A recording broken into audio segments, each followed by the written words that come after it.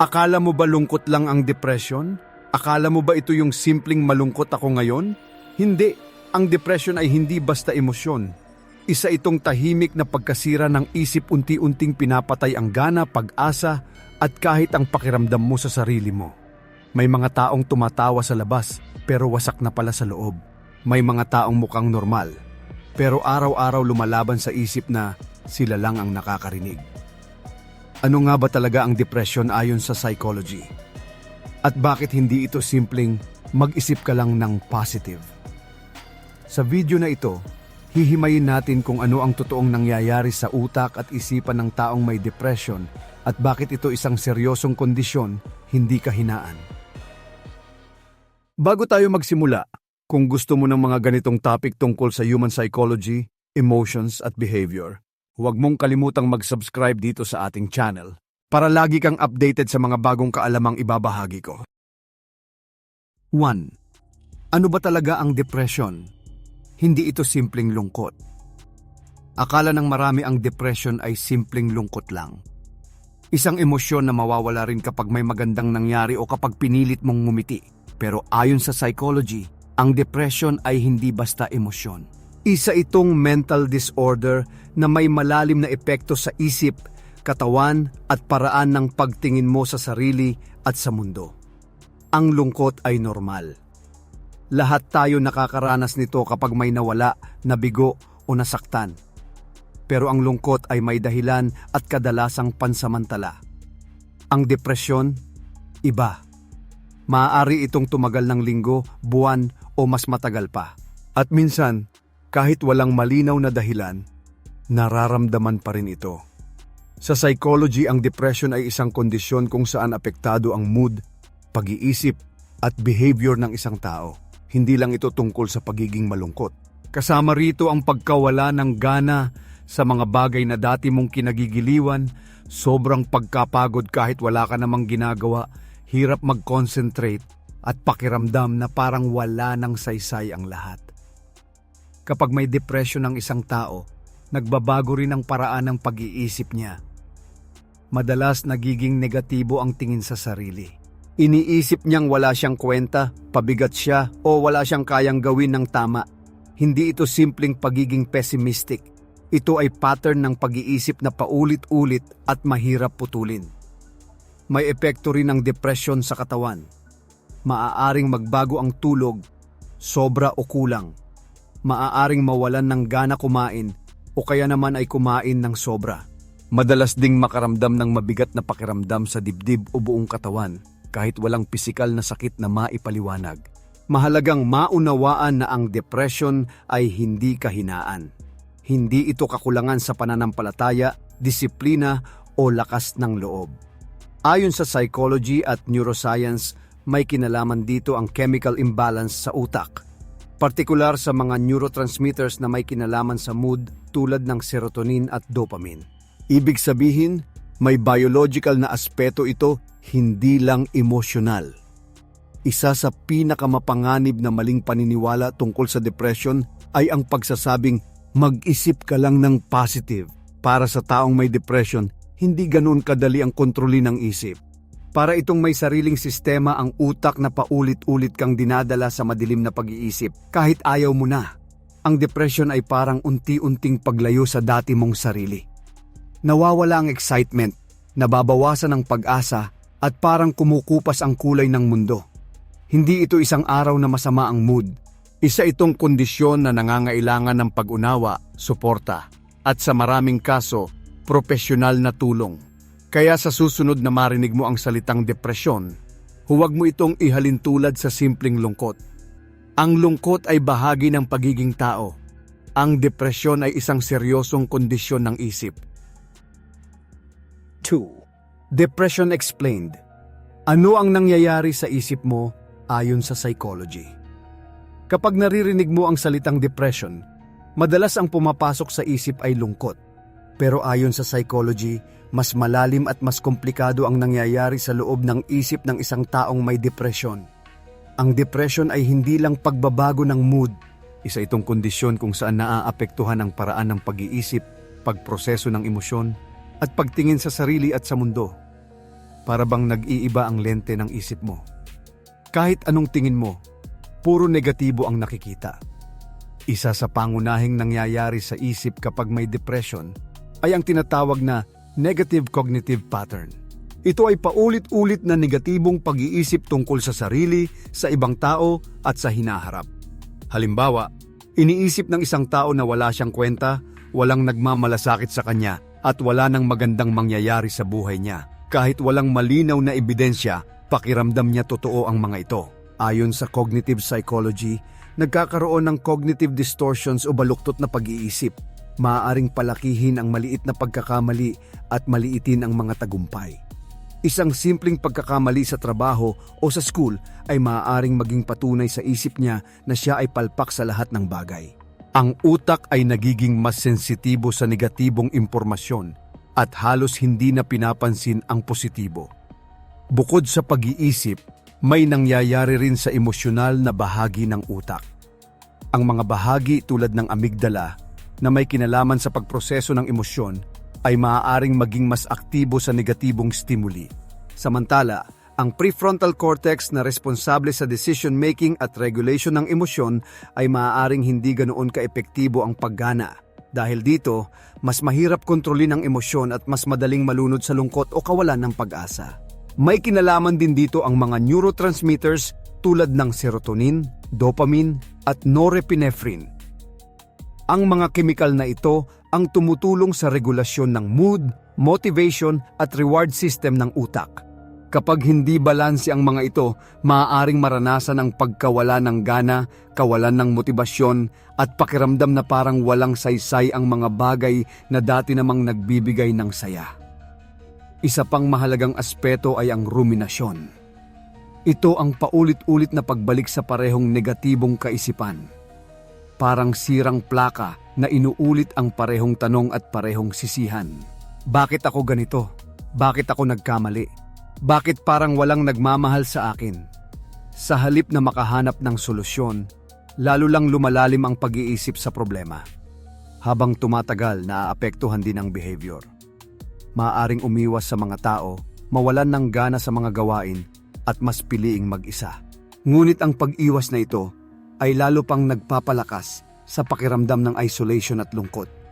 Nagiging cycle ito na mahirap putulin. Sa madaling salita, kapag may depresyon ng isang tao, hindi lang emosyon ang apektado. Pati ang paraan ng pag-iisip, pagdedesisyon, pag-alala at pakikipag-ugnayan sa iba ay nagbabago. Para itong sistema sa loob ng isip na unti-unting nag-a-adjust sa negatibong direksyon. Mahalagang maintindihan na ang mga pagbabagong ito ay hindi dahil mahina ang isang tao. Ito ay resulta ng kombinasyon ng biological, psychological at environmental factors. Kaya hindi sapat ang simpleng pagsasabing magpakatatag ka o mag-isip ka ng positive. Ang depression ay nangangailangan ng tamang pag-unawa at kung kinakailangan professional na tulong. 3. Hindi ito drama. Ano ang totoong kahulugan ng depression? Sa maraming pagkakataon, kapag may nagsabing depressed siya, may mga taong agad mag-iisip na nag-iinarte lang siya. May magsasabing kulang lang sa pansin. May magsasabing masyado lang siyang emosyonal. Pero ayon sa psychology, ang depression ay hindi drama. Isa itong tunay at seryosong kondisyon ng isip. Ang drama ay kadalasang pansamantala at may malinaw na dahilan. May nangyari, nasaktan, umiyak, at kalaunan ay nakamove on. Ang depression ay iba. Maaaring walang malinaw na dahilan, pero naroon pa rin ang bigat. Maaaring maayos ang takbo ng buhay sa panlabas na tingin, pero sa loob, parang may permanenteng ulap na hindi mawala-wala. Sa psychology, ang depression ay isang mood disorder. Ibig sabihin, may malalim na pagbabago sa emosyon at pag-iisip ng isang tao na tumatagal at nakakaapekto sa pang-araw-araw na buhay. Hindi lang ito isang masamang araw. Hindi lang ito pagiging sensitive. Ito ay kondisyon na maaaring makaapekto sa trabaho, pag-aaral, relasyon at kahit sa simpleng pagbangon sa umaga. Isa sa mga dahilan kung bakit napagkakamalang drama ang depresyon ay dahil hindi ito laging nakikita. Walang sugat na pisikal, walang lagnat, walang bakas sa labas. Pero sa loob, may patuloy na laban. May mga taong natutong ngumiti kahit pagod na ang isip nila. May mga taong marunong makisama kahit pakiramdam nila ay wala nang saysay ang lahat. Ayon sa psychological research, ang depression ay may biological component. May kinalaman ito sa brain chemistry at sa paraan ng pagproseso ng emosyon at stress. Ibig sabihin, hindi ito basta desisyon na maging malungkot. Hindi ito bagay na kayang kontrolin sa simpleng pagpilit na maging masaya. Mayroon ding cognitive aspect ang depression. Nagkakaroon ng negatibong paniniwala tungkol sa sarili. Pakiramdam ng isang tao ay wala siyang halaga, pabigat siya, o hindi siya sapat. Kahit may mga taong nagpapatunay na mahalaga siya, hindi ito agad pumapasok sa isip niya. Para bang may filter ang utak na tinatanggap lang ang negatibo at tinatanggihan ang positibo. Kapag tinawag na drama ang depression, mas lalo itong nagpapahirap sa taong nakakaranas nito. Nagkakaroon siya ng hiya at takot na magsalita. Iniisip niya na baka nga nag-iinarte lang siya. Dahil dito, mas pinipili niyang manahimik kahit lalo na siyang nahihirapan. Ang totoong kahulugan ng depression ay hindi simpleng lungkot at lalong hindi pag-arte. Isa itong kondisyon na may emosyonal, mental at biological na dimensyon. Isa itong seryosong usapin sa kalusugan ng isip na nangangailangan ng pag-unawa at suporta. Kapag may nagsabi sa iyo na nahihirapan siya dahil sa depresyon, ang pinakamahalagang gawin ay makinig. Hindi kailangan ng matitinding payo. Minsan, sapat na ang pag-amin na ang nararamdaman niya ay totoo at valid. 4. Ano ang depresyon? Ang tahimik na sakit ng isipan. May mga sakit na nakikita. May sugat, may lagnat, may pisikal na palatandaan. Pero may mga sakit din na tahimik. Walang bakas sa labas, pero unti-unting inuubos ang tao sa loob. Isa na rito ang depression. Ano nga ba ang depression ayon sa psychology? Ito ay isang mood disorder na nakaapekto sa emosyon, pag-iisip at kilos ng isang tao sa loob ng mahabang panahon. Hindi ito simpleng lungkot na lilipas din matapos ang ilang araw. Ito ay mas malalim, mas matagal, at mas mabigat. Ang depresyon ay tinatawag na tahimik na sakit ng isipan dahil kadalasan hindi ito agad napapansin. Maraming taong may depresyon ang patuloy pa ring pumapasok sa trabaho o paaralan. Nakikipag-usap, tumatawa at ginagawa ang mga responsibilidad nila. Pero sa loob may pakiramdam ng kawalan ng gana, pagod at kawalan ng pag-asa na hindi madaling ipaliwanag. Isa sa pangunahing sintomas ng depression ay ang pagkawala ng interes o saya sa mga bagay na dati mong kinagigiliwan. Ang mga bagay na nagbibigay kulay sa buhay ay tila nagiging ordinaryo o wala ng saysay. Kasama rin dito ang matinding pagkapagod, pagbabago sa tulog at pagkain at hirap mag-concentrate. Sa mas malalim na antas, naaapektuhan din ang paraan ng pagtingin ng isang tao sa sarili niya. Maaaring makaramdam siya ng matinding guilt o pakiramdam na wala siyang halaga. Kahit maliit na pagkakamali ay maaaring magmukhang malaking kabiguan sa kanyang isip. Ang ganitong uri ng pag-iisip ay hindi basta-basta napuputol dahil may kinalaman ito sa kung paano gumagana ang utak. Ayon sa psychology at neuroscience, may papel ang brain chemistry sa depression. Ang mga chemical sa utak na tumutulong sa regulasyon ng mood at motivation ay maaaring hindi balanse. Dahil dito, mas nagiging mahirap para sa isang tao na maramdaman ang saya o pag-asa, kahit sa mga sitwasyong dati naman ay positibo. Tinatawag itong tahimik na sakit dahil madalas ay hindi ito agad hinihinga ng tulong. Maraming natatakot na magsabi ng nararamdaman dahil baka hindi maintindihan o baka sabihan lang na magpakatatag. Pero ang depresyon ay hindi kakulangan sa lakas ng loob. Ito ay isang seryosong kondisyon na nangangailangan ng tamang pag-unawa at suporta. Mahalagang tandaan na ang depresyon ay hindi pagpili na maging malungkot. Ito ay kondisyon na maaaring maranasan ng kahit sino, anuman ang edad, kasarian, o estado sa buhay. At tulad ng ibang sakit, may paraan upang ito ay malunasan o mapangasiwaan sa pamamagitan ng tamang tulong at suporta. 5. Bakit hindi basta malungkot ang science sa likod ng depression. Kapag may nagsabing siya ay depressed, madalas ang sagot sa kanya ay pareho lang. Malungkot ka lang. Lilipas din yan. Pero ayon sa psychology at science, ang depression ay hindi basta simpleng lungkot. May mas malalim na proseso na nangyayari sa loob ng utak at katawan. Ang lungkot ay isang normal na emosyon. Ito ay reaksyon sa pagkawala, pagkabigo o sakit. Natural itong maramdaman at kadalasan ay may malinaw na dahilan. Sa paglipas ng panahon, humuhu pa rin ito. Ang depresyon ay iba. Maaari itong tumagal ng matagal at makaapekto sa halos lahat ng aspeto ng buhay, kahit walang malinaw na dahilan kung bakit ito nagsimula. Sa scientific level, may kinalaman ang depression sa brain chemistry. Ang utak ay may mga chemical na tinatawag na neurotransmitters tulad ng serotonin, dopamine at norepinephrine. Ang mga ito ang tumutulong sa regulasyon ng mood, motivation at pakiramdam ng reward. Kapag hindi balanse ang mga chemical na ito, maaaring maranasan ang matinding lungkot, kawalan ng gana at pakiramdam na parang walang saysay ang mga bagay sa paligid. Bukod sa chemical na aspeto, may papel din ang istruktura at paggana ng utak. Ang ilang bahagi ng utak na may kinalaman sa emosyon at pagdedesisyon ay maaaring magbago ang aktibidad kapag may depresyon. Halimbawa, mas nagiging aktibo ang bahagi na nakatuon sa negatibong emosyon, habang humihina naman ang kakayahan ng utak na kontrolin o balansehin ang mga ito. Dahil dito, mas nagiging mabigat at mas matagal ang negatibong pakiramdam. May kinalaman din ang stress. Kapag ang isang tao ay matagal na nakakaranas ng matinding stress, maaaring maapektuhan ang sistema ng katawan na responsable sa pag-regulate ng stress hormones tulad ng cortisol. Kapag hindi maayos ang regulasyon nito, maaari itong magdulot ng mas mataas na risk para sa depression. Hindi rin dapat kalimutan ang psychological factors. Ang paraan ng pag-iisip ng isang tao ay may malaking epekto. Kapag nasanay ang isip sa negatibong interpretasyon ng mga pangyayari, mas nagiging madali para sa depresyon na magpatuloy.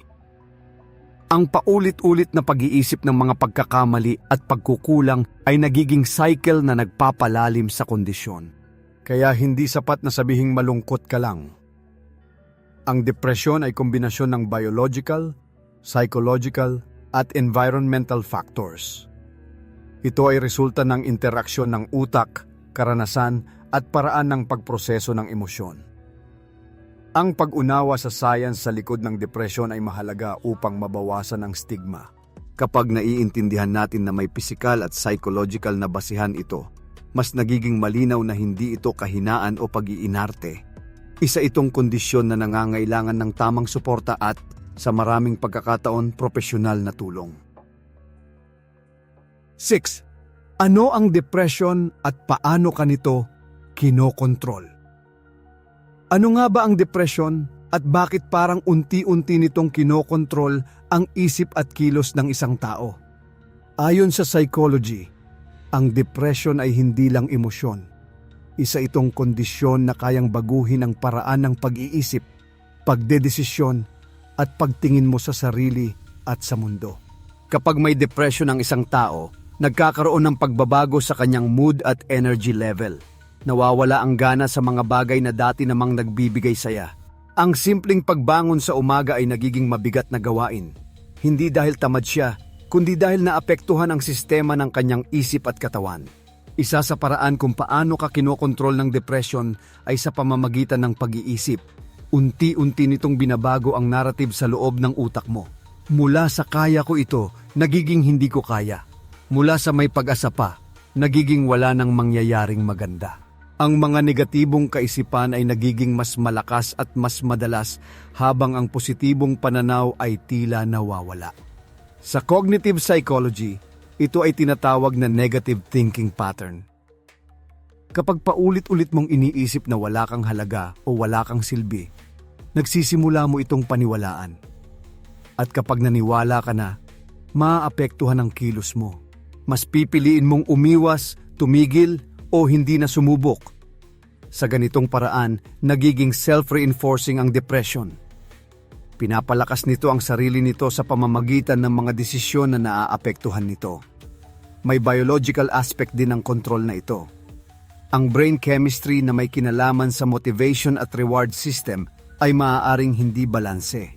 Dahil dito, kahit anong pilit mong hanapin ang saya, parang wala kang maramdaman.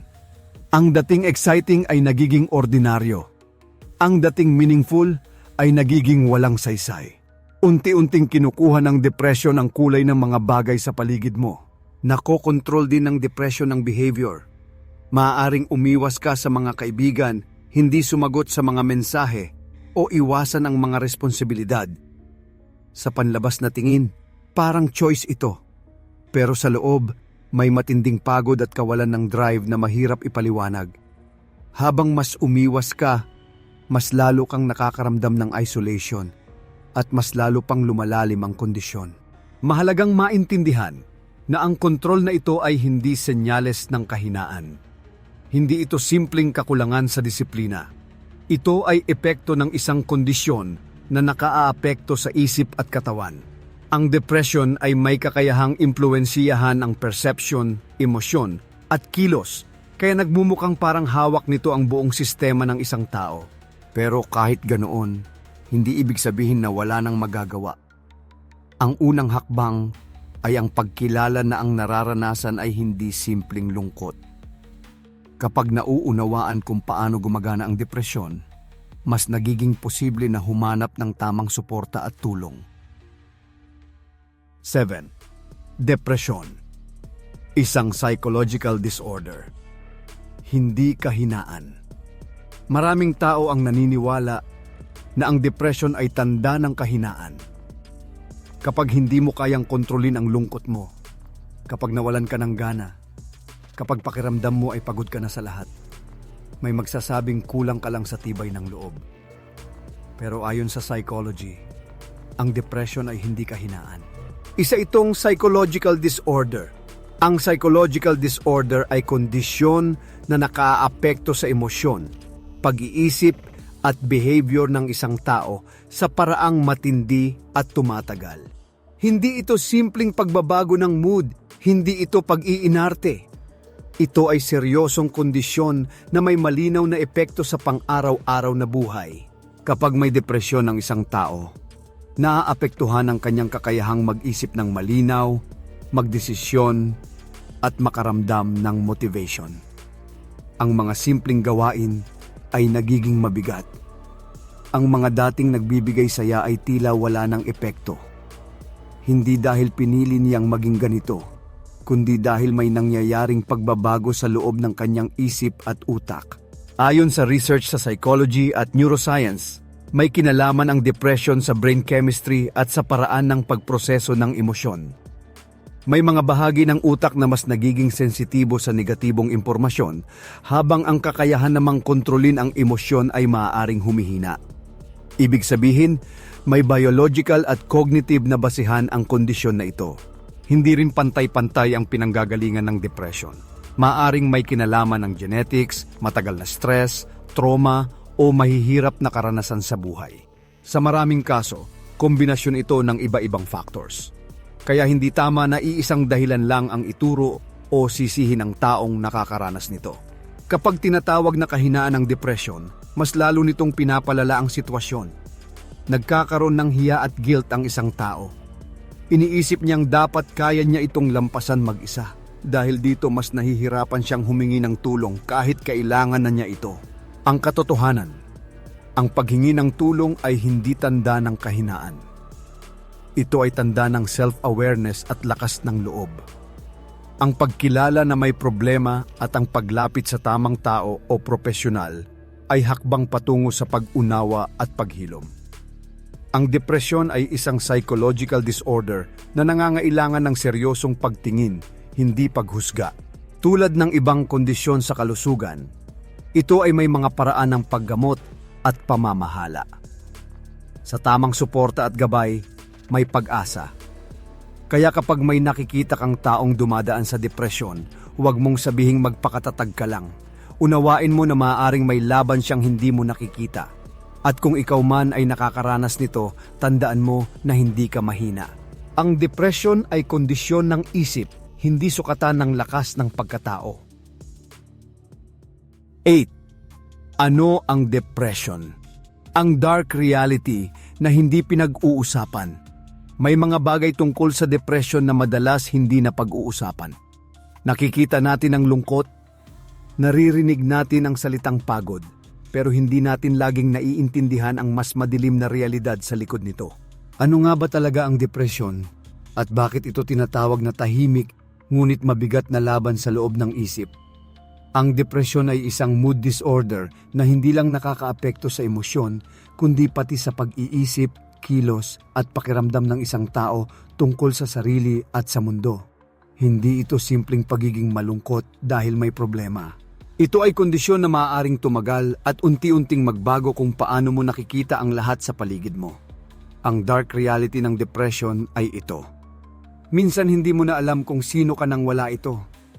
Unti-unting nawawala ang interes sa mga bagay na dati mong mahal.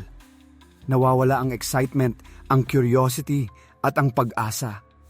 Ang mga pangarap ay tila nagiging malabo. Ang bawat araw ay parang paulit-ulit na mabigat na gawain. Isa pang hindi madalas pag-usapan ay ang pakiramdam ng emotional numbness. Hindi lang puro lungkot ang depression. Minsan parang wala kang maramdaman. Kahit may magandang nangyari, parang walang epekto. Kahit may taong nagmamalasakit, hindi ito tumatagos. Para bang may harang sa pagitan mo at ng emosyon mo. May dark reality din sa paraan ng pag-iisip. Kapag may depression, maaaring maging masyadong kritikal ang isang tao sa sarili niya. Maliit na pagkakamali ay nagiging malaking patunay na siya ay hindi sapat. Ang utak ay tila nakatuon lang sa negatibo at binabaliwala ang positibo. Ang ganitong pattern ay mahirap putulin dahil nagiging automatiko ito. Hindi rin laging halata ang depression. May mga taong patuloy na gumaganap sa trabaho, sa paaralan at sa pamilya.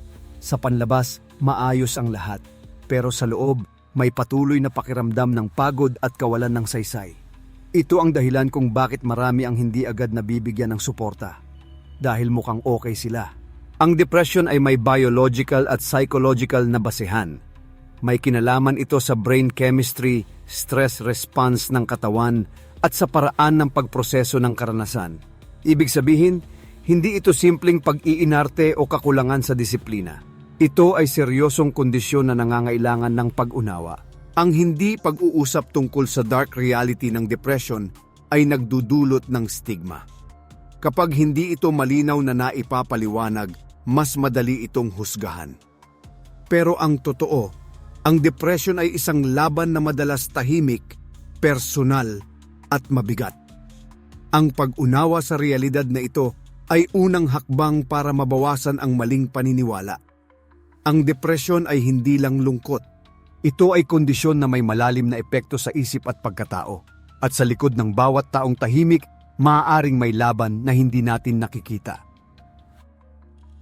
9. Sa loob ng isip ng may depression, ano ang talagang nangyayari? Ano nga ba ang nangyayari sa loob ng isip ng isang taong may depresyon? Sa panlabas, maaaring tahimik lang siya, pagod, o tila walang gana. Pero sa loob, may mas malalim na proseso na hindi agad nakikita. Kapag may depresyon ang isang tao, nagbabago ang paraan ng pagproseso ng isip sa mga pangyayari. Ang mga neutral na sitwasyon ay maaaring ma-interpret bilang negatibo. Ang maliit na pagkakamali ay nagiging malaking kabiguan. Ang simpleng puna ay nagiging patunay na siya ay hindi sapat. Ang isip ay tila nakaprograma na hanapin at palakihin ang negatibo. May tinatawag sa psychology na cognitive distortions. Ito ang mga baluktot na paraan ng pag-iisip na nagiging automatiko. Halimbawa, iniisip ng isang tao na dahil nagkamali siya minsan, palpak na siya sa lahat.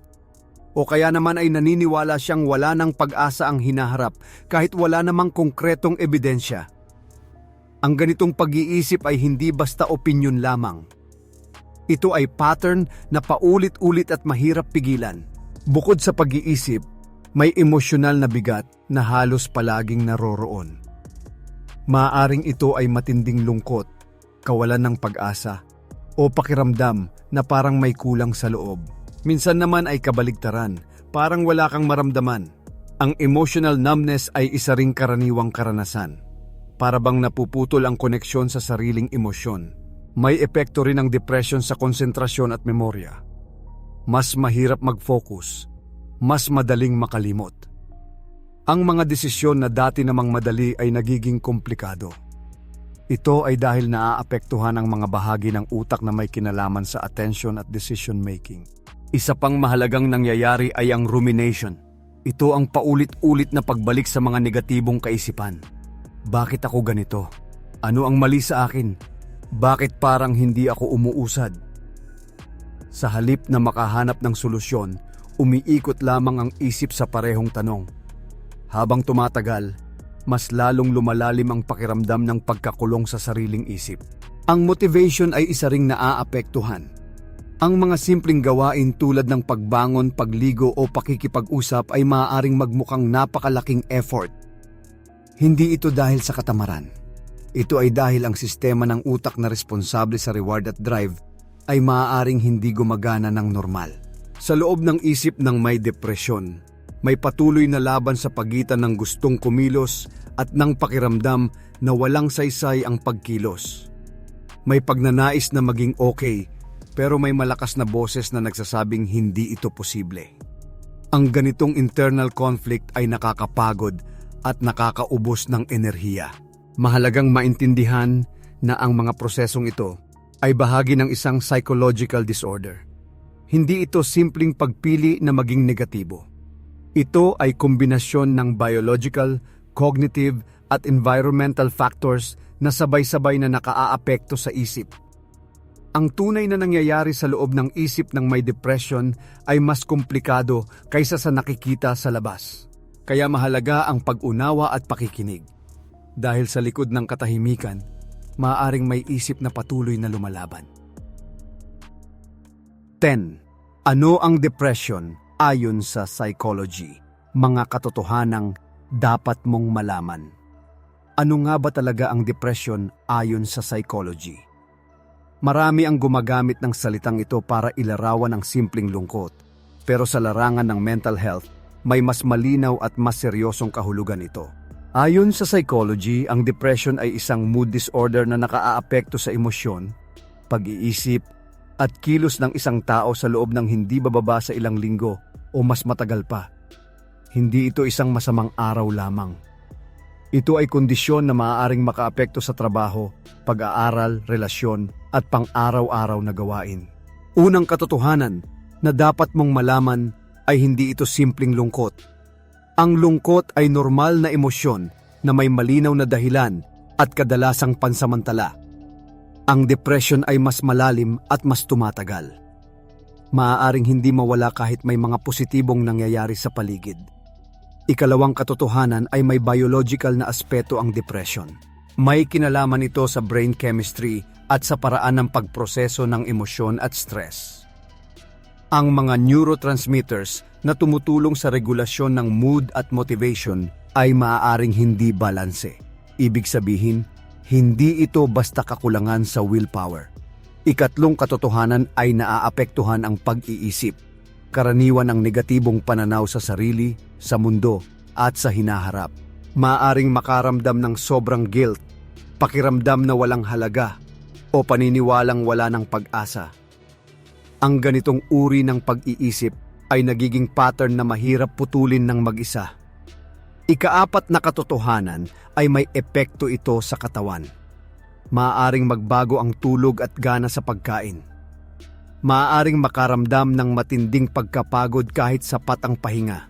Ipinapakita nito na ang depression ay hindi lamang emosyonal kundi may physical ding epekto.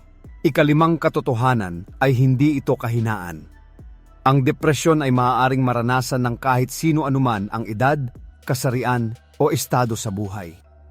Ang pagiging matatag o matagumpay sa panlabas ay hindi garantiya na hindi ka makakaranas nito. Isa pang mahalagang katotohanan ay may tulong na available sa pamamagitan ng tamang suporta, therapy, at kung kinakailangan ay medikal na gabay. Maraming tao ang natutong pamahalaan at lampasan ang depresyon. Ang paghingi ng tulong ay hindi tanda ng pagkatalo kundi ng pagnanais na gumaling. Ang depression ayon sa psychology ay seryosong kondisyon na may malinaw na paliwanag at epekto. Mas mauunawaan natin ito kung aalisin natin ang stigma at papalitan ng tamang impormasyon. Kapag mas alam mo ang katotohanan tungkol sa depresyon, mas nagiging malinaw na ito ay hindi simpleng lungkot, hindi drama, at hindi kahinaan. Ito ay kondisyon ng isip na nangangailangan ng pag-unawa, suporta, at tamang aksyon. Sa huli, ang depresyon ay hindi lang isang salita na basta ginagamit kapag tayo ay nalulungkot. Isa itong seryosong kondisyon na may malalim na epekto sa isip, emosyon, at pagkatao. Sa bawat kwento na tinalakay natin, isang bagay ang malinaw. Mas naiintindihan natin ang isang tao kapag mas pinipili nating unawain kaysa husgahan. Ang tunay na lakas ay nagsisimula sa kaalaman. Kapag naiintindihan mo kung paano gumagana ang isip, mas nagiging malinaw kung bakit may mga laban na hindi nakikita sa labas. At kapag may sapat na kaalaman, mas nagiging posible ang pagbabago, paghilom, at pag-angat. Kung may natutunan ka sa episode na ito, tandaan mo na ang psychology ay hindi lang teorya. Ito ay salamin ng ating araw-araw na buhay. Habang mas lumalalim ang pag-unawa mo sa human behavior, mas nagiging maingat ka sa pakikitungo sa iba at sa sarili mo. Kung gusto mo pang matutunan ang mga ganitong psychology insights tungkol sa human behavior at personal development, mag-subscribe ka na at i-turn on ang notification bell para lagi kang updated sa mga bagong episode dito sa ating channel.